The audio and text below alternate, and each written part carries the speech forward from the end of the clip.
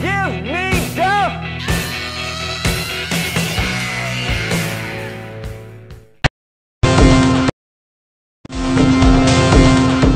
Its failure could leave millions of Americans in the dark, without power of any kind for days, weeks, or potentially even longer. And it's currently under attack as often as once every 4 days. A USA Today investigation found that our nation's power grid sustained 362 attacks between 2011 and 2014.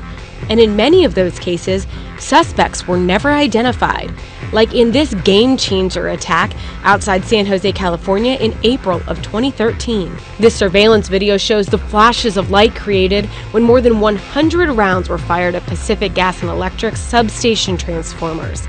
But first, 6 fiber optic cables were severed. The attack caused more than $15 million in damage, and the attackers were never caught.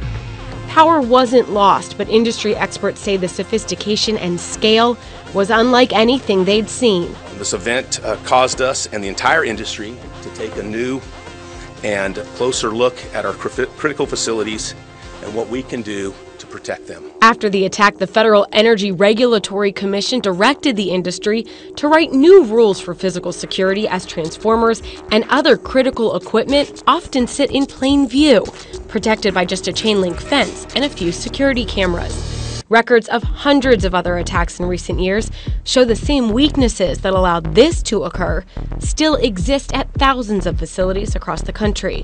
And while physical attacks are much more common, cyber incidents are on the rise. The Department of Energy received only 14 reports of cyber attacks over the past 4 years, but Scott Aronson with the Edison Electric Institute says there are loose definitions of what a cyber incident is, and probes are happening all the time as adversaries look for weaknesses. In 2011, the Pedernales Electric Cooperative in Texas was victim to a cyber attack. The utility serves about 200,000 customers, but the board of directors wondered at the time if the attack had a larger purpose. I find it a little amazing that anybody would want to attack one of our substations. You'd think they really wanted to have an impact. They would go for something that would have more impact. I want to believe this was some amateur. It also may have been a test. It could have been.